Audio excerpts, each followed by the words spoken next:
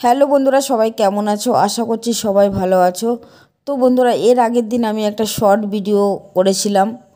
তো সেই ভিডিওতে আমি বলিনি কখনো যে কে মারা গেছে, কিন্তু তোমরা অনেকেই কমেন্ট করেছো যে তোমাদের বাড়িতে কি হয়েছে বা কে মারা গেছে। আজকে বন্ধুরা তোমাদেরকে জানানোর জন্যই আমি শুধু এই ভিডিওটা করলাম। আর যখন নাকি আমার মন খারাপ থাকে তখন আমার ভিডিও করতে একদম ভালো লাগে না। তো এখন 4-5 দিন হয়ে গেছে বন্ধুরা, তারপরেই আমি ভিডিওটা করছি। তো একদম ভিডিও করতে ইচ্ছা করছে না, এতটাই মন খারাপ ছিল বন্ধুরা, ক্যামেরার সামনে আমার একদম আসতে ইচ্ছা করছিল না। শুধুমাত্র একটা শর্ট ভিডিও আমি ছেড়েছিলাম। সেই শর্ট ভিডিওতে অনেকেই কমেন্ট করেছে তোমরা যে আমার বাড়িতে কি হয়েছে বা কে মারা গেছে। তো তার জন্য শুধু আজকে ভিডিওটা আমি করছি তোমাদেরকে জানানোর জন্য। তো আমার ঠাকুমার শাশুড়ি মারা গেছে। তো সত্যি আমাকে ভীষণ ভালোবাসতো, আমিও খুব ভালোবাসতাম। তো যাই হোক, আমি লাস্ট দেখাটা আমি দেখতে পারিনি, আমার ভীষণ কষ্ট হচ্ছে। যেহেতু আমি বাবার বাড়িতে গেছিলাম, তার জন্য আমি লাস্ট দেখাটা আমি ঠাকুমার দেখতে পারিনি।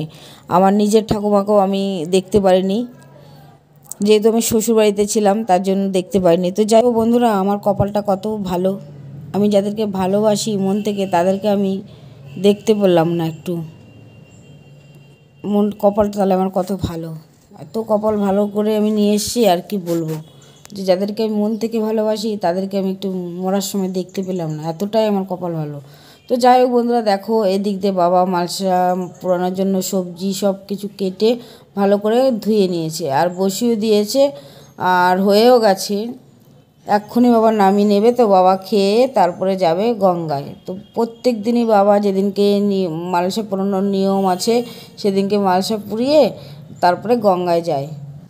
তো বাবার মালসা পুরানো হয়ে গেছে, এখন বাবা খেয়ে তারপরে যাবে গঙ্গায়। তো দেখো বাবার খাওয়া হয়ে গেছে, তো এক্ষুনি বাবা গঙ্গায় যাচ্ছে। আর ঠাকুমা মারা যাওয়ার পর থেকে বাবা এরকম মালসা পুড়িয়ে তারপরে গঙ্গায় গিয়ে এই গঙ্গার জলে ডুবিয়ে দিয়ে আসে। তো তোমাদের দাদাও যায়, আজকে আমি যাচ্ছি। তো বাবাকে তো এই সময় একা ছাড়াই যাবে না, তো যেখানে যাচ্ছে না কেন কেউ না কেউ যাচ্ছি আমরা।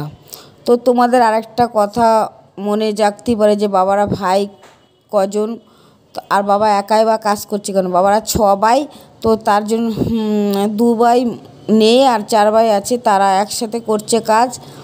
আর বাবা একটু বাড়ি দূরে চলে এসছে। আর আমার শ্বশুরবাড়ির বিশাল বড় ফ্যামিলি, তোমরা দেখতে পারবে মেন কাজ যখন হবে তখন তোমরা বুঝতে পারবে। আর মেন কাজটা সবাই একসাথে করবে।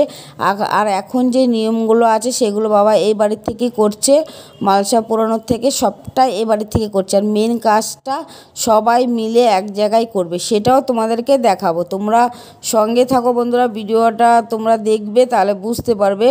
তো দেখো আমরা এখন কথা বলতে বলতে চলে এসেছি গঙ্গায়। তো বাবা এই যে মালসাটা যেটা রান্না করে বাবা খেয়েছে, যেই মালসাটা মাটির হয়, সেটা এই গঙ্গার জলে ডুবিয়ে দিয়ে বাবা তারপরে হাত মুখ ধুয়ে বাড়ি যাবে। গঙ্গার জল একদম নিচে চলে এসছে, দেখো সবাই পাশে স্নান করছিল।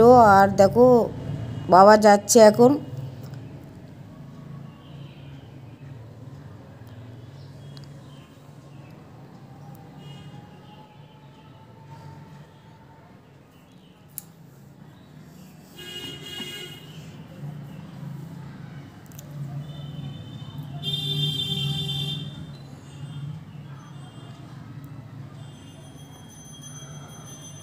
তো এই দিক দিয়ে দেখো আমি দাঁড়িয়ে আছি, আমারও মনটা খুবই খারাপ বন্ধুরা। দেখো আমি যে মানুষটা আমাকে এত ভালোবাসতো তাকে দেখতে পেলাম না, সেটাই আমি ভাবছিলাম দাঁড়িয়ে দাঁড়িয়ে। আমার নিজের ঠাকুমাকেও আমি দেখতে পাইনি, আর আমার ঠাকুমার শাশুড়িকেও আমি দেখতে পাইনি। দেখেছো তাহলে আমার কপালটা কত ভালো, কপাল নিয়ে আমি এসেছি। আমি আর সত্যিই বলছি তোমাদেরকে বন্ধুরা, ভীষণ ভালোবাসতাম, ভীষণ ভালোবাসতাম। দেখো বাবা তো হাঁটতেই পারছে না, এতগুলো সিঁড়ি বেয়ে ও একদম নিচে গেছে, আমারও খুব কষ্ট।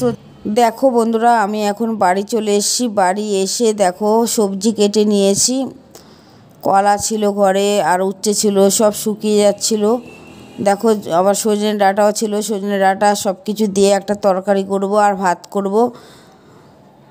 তো রান্না করে আবার তোমাদের সাথে আসছি বন্ধুরা, সঙ্গে থাকো তোমরা। আর আরেকটা কথা তোমাদের বলছি আমাদের যতদিন কাজ না হবে ততদিন সর্ষের তেল আর হলুদ খাওয়া যাবে না। সর্ষের তেল হলুদ ছাড়া আমাদের এখন রান্না করে খেতে হবে যতদিন ঠাকুমার কাজ না হবে।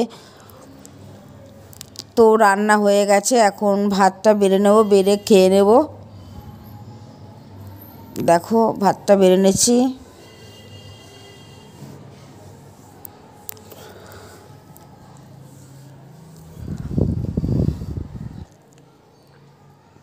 একবারই ভাতটা বেড়ে নেবো, বেড়ে দুজনে খেয়ে নেব।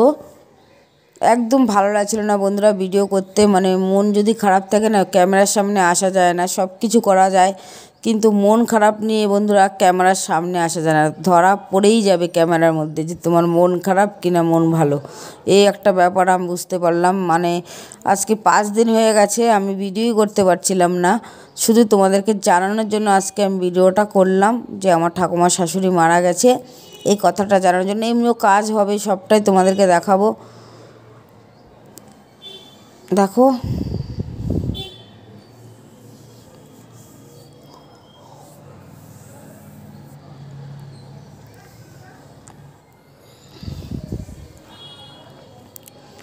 আর এই সময়টা একদমই খাওয়া যাচ্ছিল না। ঠাকুমা ভীষণ ভালো মানুষ ছিল, মানে এত ভালো মানুষ ছিল না কি বলবো, ভীষণ ভালো মানুষ ছিল ঠাকুমা।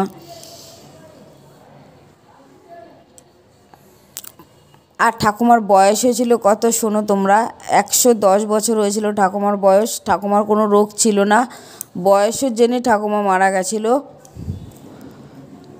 খুব ভালো মানুষ ছিল ঠাকুমা। দেখো আমি এখন ভাতটা মেখে নিচ্ছি, মেখে এখন খেয়ে দিয়ে নেব কোনো রকমের।